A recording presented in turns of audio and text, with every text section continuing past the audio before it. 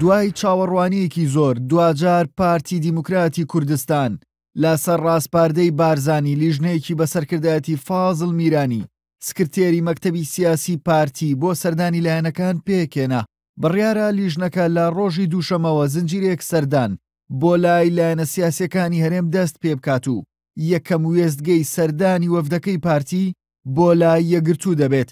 یەکگرتووی ئیسلامیش ڕایگەاند کە ئەوان قسەی خۆیان دەبێت لەگەڵ وەفدەکەی پارتیدا و نابێت چیتر دۆخی هەرێم بەم شێوەی ئێستا بمێنێتەوە. بەنسبەت ئێمە وەکو یەکگرتوو ئێمە قسەی خۆمان هەیە لەو مەوزوع، قسەی ئێمە ڕۆشنە وازەحە.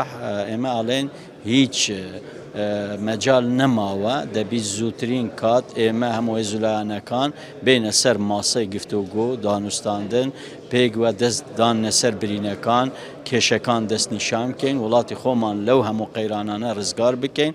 وێستگەیەکی دیکەی لیژنەکەی پارتی بۆ لای بزوتنەوەی گۆڕان دەبێت و تەبێژی گۆڕانیش بێنارتی ڕاگەاند کە تا وادەی سەردانی وەفدەکەی پارتی ئاشکرا نەبێت ئەوان هیچ لێدوانێکی لەسەر نادەن. هاوکات و تەبێژی کۆمەڵی ئیسلامیش بێنارتی ڕاگەاند لە کۆتا ڕاگەیاندراوێندا کۆتا قسەی خۆیان لەسەر دۆخی هەرێم کردووە و تا کاتی چوونی وەفدەکەی پارتی بۆ لایەن هیچی دیکە ناڵێن. ئەندامێکی مەکتەبی سیاسیەکێتیش ڕایگەاند پێویستە سەردانەکانی وەفدەکەی پارتی زەمینە خۆشکەر بێت بۆ ئەنجامدانی کۆبوونەوەی فراوانی هەموو لایەنە سیاسیەکان. بەپی زانیاریەکانی هێنارتی وەفدەکەی پارتی سەردانی ئەو لایەنانەش دەکات کە لە حکوومەتدا بەشدار نین.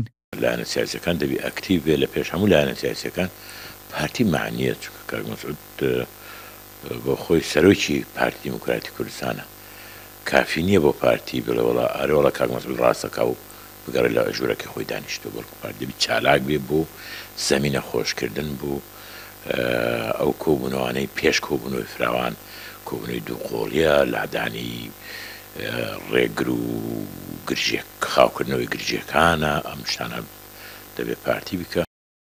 سەردانی وەفدەکەی پارتی بۆ لای لایەنە سیاسیەکانی هەرێمی کوردستان و گفتوگۆکانیان لەسەر ئەو سێ پێشنیازەیە کە بارزانی لە ڕۆژی 21 مانگە لە بەیاننامەیەکدا ئاراستەی لایەنە سیاسیەکانی هەرێمی کردو داوای کرد کە دەستەیەکی سەرۆکایەتی نوێ بۆ پەرلەمان دابنرێت و حیزبەکان لەسەر دامەزراندنی حکوومەتێکی نوێ ڕێک بکەون و کەسێکیش بۆ پۆستی سەرۆکی هەرێم دەست نیشان بکەن تا کاتی هەڵبژاردن. چارەسەری بەشێک لە کێشە و گرفت و قەیرانە ناوخۆیەکانی هەرێمی کوردستان وابەستەیە بۆ زنجیرە سەردان و کۆبوونەوانەی کە پارتی دیموکراتی کوردستان لە ڕۆژانی ئایندەدا بۆ لای بەشێک لەلایەنە سیاسیەکان ئەنجامی دەدات.